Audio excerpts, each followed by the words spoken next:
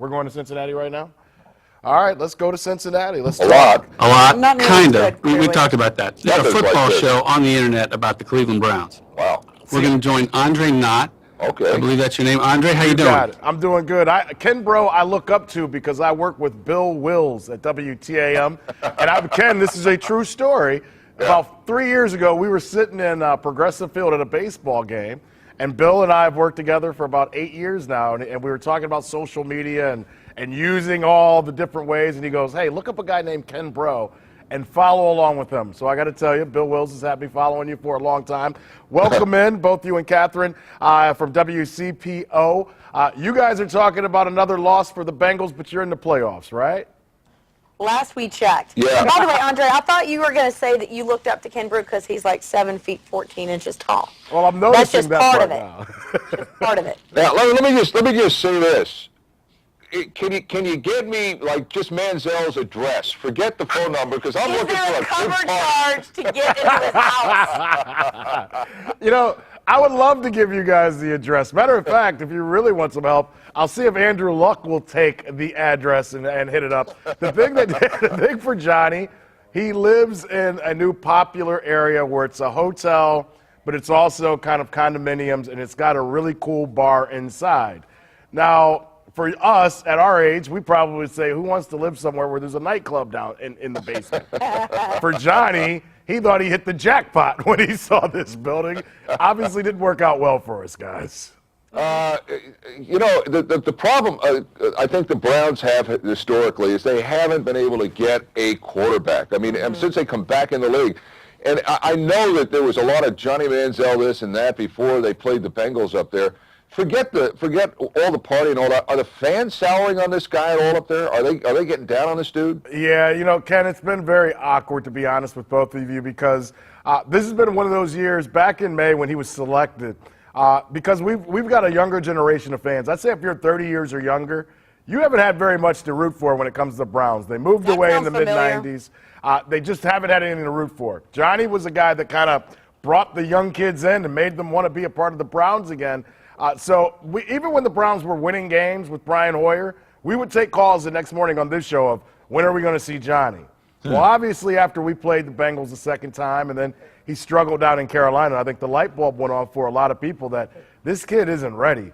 And now the fans have gone from overly excited for Johnny, wanting him to move out of town and never come back. Yeah. It's happened quickly. Yeah, and I noticed the general manager, or I guess, not the general manager, but the owner up there said the general manager and the coach are coming back. He just hired these guys. So is there like a sense of panic inside the organization now? Do they think they got what it takes, or where is that franchise right now? Hey Ken, we're not cheap like the owners there that just keep guys to keep guys, so they have to pay all multiple guys. It is big news in Cleveland that we're keeping our guy. This would have been the third year in a row that somehow we would have changed coaches or general managers. Obviously, that's a big issue here. I mock the Bengals and what they've done, but I got to be honest. They've been in the playoffs, 4 years in a row? They've stuck with Marvin Lewis. Marvin Lewis isn't the best coach in the NFL, but I think it does prove something to people throughout the NFL that if you stick with the same people and you draft the same type of guys, even if they like to be in stripes in the offseason sometimes, you have a better chance to grow a team than constantly changing. I'll give you this stat for us yesterday, and I want to ask you about your team. We only had one of our last 5 first-round picks playing yesterday.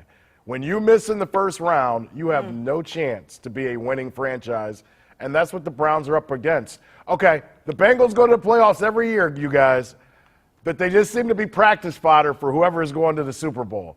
Is this the year that it changes? Ken, I love the hair color, but I don't know if it's working for Andy Dalton.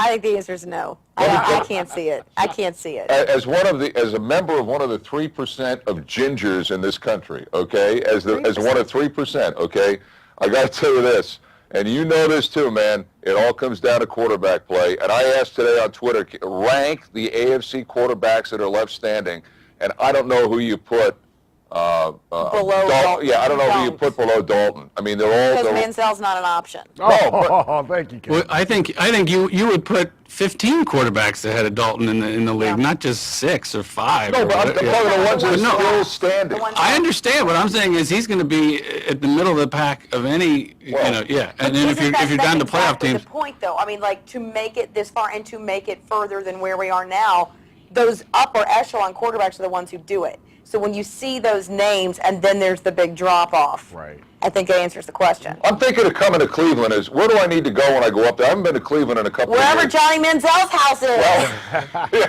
Ken, we got all kind of places for you. The RNC is coming in the summer. We got a basketball team. Ken, I can take you around for like Bring 3 on the nights in milk a and row. cookies. You don't have to So- make it to work on time. You don't even Yeah. have to be good at your job. You just come here and you party it up. All right, I'm coming. I don't want Manziel's number. I want your number, and then we'll tear it up. What do you think? I like that, Ken. I like that a lot. You guys have a fun. Hey, enjoy being in the playoffs. I agree with you guys until you guys. But see, that's the problem. You guys have been in the playoffs and had talent to win. But how do they get a great quarterback to make this team get over the top? Because I think we all know what the end result's going to be for the Bengals this year. Yeah, I agree. All right, man. Listen, I love your show. Dogs on the Run. Check it out at. You guys are WEWS.com, right? Yes, sir. You have it. We appreciate it very much. You guys have a wonderful New Year. We love Thank catching you. up with you You guys. Wow. Anytime. Thank you. All right. Take care. That was All right. fun. That was Yeah, fun to go it down to was. Good Cincinnati man. and talk a little bit of Bengals football. You know, and Eric, the referee, is here with us as he is every single week. Eric, Happy New Year and all that good stuff to you and your family. You know, as much as I want to make fun of the Bengals people, Eric, they're going to the playoffs for 4 years in a row. We all know that they're not going to win the Super Bowl most likely because of Andy Dalton and other things like that. But is it scary to you that in a year that we really made some steps, Eric, the other 3 teams in our division are all playing the playoffs next weekend? Yeah, I mean, that's the thing. It seems like even though we had a great year for us, 7-9, Yeah. I think is a great year for us. It's weird to say it, but I mean, I was not expecting that. So, I mean, it's just we are still, though, the bottom feeder of the division, and it's just how it's going to be. I mean, I thought the Steelers were not going to be as good as they were. I did not think they were a great football team. I did not think the Ravens were a playoff team either, honestly. The Ravens didn't look that good yesterday, did they? They did not, no. So, I mean, but still, those teams, even on a down year, it seems like the worst they're going to be is 7-9, 6-10. They're not going to be the 4-12, 3-13 that the Browns have been in the last couple of years. So, the Browns, looking next year too, the schedule is going to be even harder. So we could have a better team next year. You go to Missouri twice, I believe, to St. Louis and Kansas City. You go to San Francisco. You go to Seattle. You go to New York to take on the Jets. Eric, I hate agreeing with you at 7:30 in the morning, but you just made a point that makes me cringe.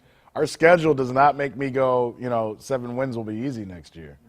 All right. And I'm going to go to David here in Akron shortly. If you want to join in the show, you can hit us up at Skype, Dogs on the Run, or you can call the phone line at 216-431-3820. We'll hook up with Andy again in a second. I'm gonna tell this to Eric, and I know some of you guys are going to agree and disagree with this. As I make fun of the people in Cincinnati about their quarterback situation, obviously our quarterback situation is still a huge question mark, probably one of the biggest. I got to tell you guys, I don't think you go out and go to the rookie class, and I know this is completely, and Andy's head's going to burst, and he's going to jump into the water behind him.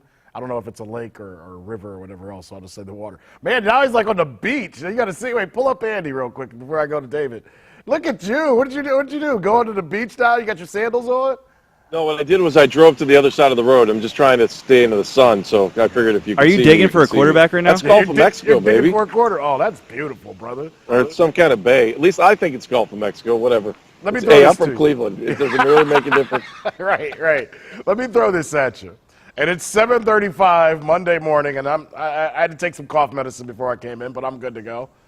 I think the Browns it's imperative that the Browns bring Brian Hoyer back at any cost at this point in time. How do I you react agree to that? 1,000% with you. I think that they should bring Brian Hoyer back next year if Brian wants to stay. That's the big question. That's why I think what Jimmy Haslam said yesterday was so important, because I think that what Haslam said was, and I think Haslam laid down for everybody what the issues were with Manziel. I'm not giving up on Johnny Manziel. I'm praying that he can mature. I'm praying that the Browns didn't waste the first-round draft pick. But I think Brian Hoyer proved, especially if you add Josh Gordon into the mix of things that went wrong the last couple of weeks of the season, Brian Hoyer proved that he is a viable quarterback in this league. Am I saying he's going to set the world on fire? No, not at all. But I think he will give you a chance to win if you put the right pieces around him a little bit more. And we know the right pieces weren't around him. So I know people want to blame the quarterback for everything that happened at the end of the season. I agree with you 100%. If they can bring Brian Hoyer back and just show loyalty, I think you're talking a lot about what you're setting the tone for play like a Brown is. Yeah. Loyalty, hard work, playing like Joe Hayden did yesterday with the flu. Yeah. That's what Brian Hoyer does. Set the stage for maybe the days that are after Brian Hoyer is going to be here. And if they bring him back, I think they're setting a tone for what the franchise could be. I totally agree. And the thing is, if you start him next year and you say to Johnny, hey, when you beat him out, you beat him out. But until you beat him out, he's going to be our guy. And we're not going to do all this other stuff, selling the jerseys. We're going to make Hoyer our guy. Let's go to Akron and talk to David. David, welcome to Dogs on the Run. We appreciate you taking your time out this morning.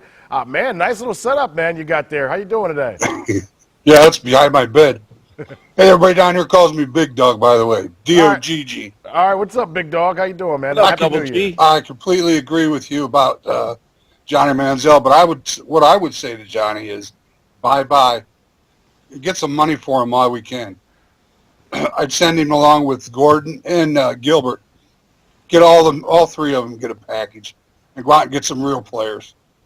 You know, that's conversations going to be had a lot in the offseason. I think Gordon, in my opinion, you won't see him in a Browns uniform again. But David, the 2 first-round picks from last year, it would take a lot of pride to let go of both of them. I just don't see it happening. I think you're going to have a situation like most fans do, or like most teams do. They'd rather fight to keep their first-round picks and say we can fix them rather than give them up. Just my idea of what will happen. I also agree with you on Hoyer is the man. They should stick with him. They should have never took the worst mistake of the year was taking him out.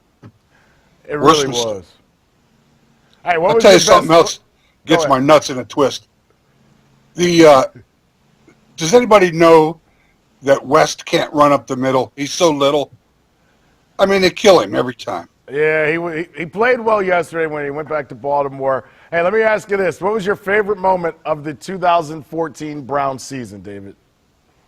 I got to say beating Pittsburgh. Yeah. Yeah, anytime beating Pittsburgh. Anything. Absolutely.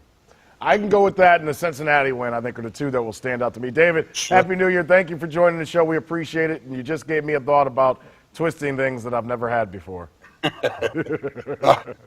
Take care, Andre. Take care, buddy. Have a good one, David. See ya. Hey, Andre, let me go back to this point. I don't think they needed to draft a quarterback in the first round last year. Right? There's no way you could have gone into the season relying, and again, rip the name off the back of the jersey. There's no way you could go into the season relying on Brian Hoyer. Coming off of an ACL tear, you can't do that. You needed to have a backup plan. I understand why they drafted a quarterback in the first round, but I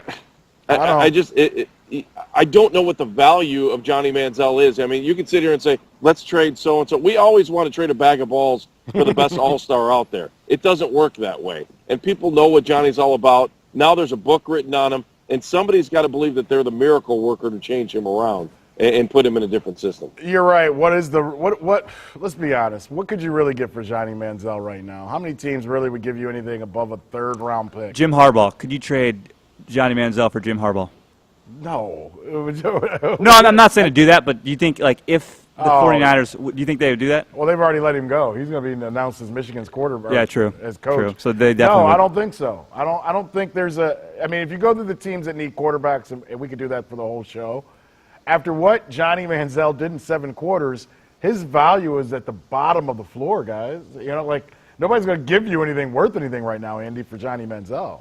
Listen, let's be honest. Connor Shaw made Johnny Manziel look like an idiot yesterday, didn't he? Right, Yeah. yes. Hey, here's a question for you guys. At the start of the season, if for some reason Brian Hoyer is brought back and he's the starting quarterback to start the season, who is number 2 on the depth chart? Johnny Manziel or Connor Shaw? You make them work for it, Eric. And if they work the way they worked in this season, Connor Shaw would be your backup. Andy, what are your thoughts? I agree, but there's no way you can go. Look, if Johnny Manziel can't be the number 2 quarterback, then you might actually Go ahead. you might actually think about cutting it. If he can't be your number 2 quarterback next year after being a first-round pick, then you made a colossal mistake. Cut your losses and move on. I normally would never, ever say that. But if Johnny Manziel can't beat out Connor Shaw next year, man, they had to fire the entire scouting department. You're absolutely right.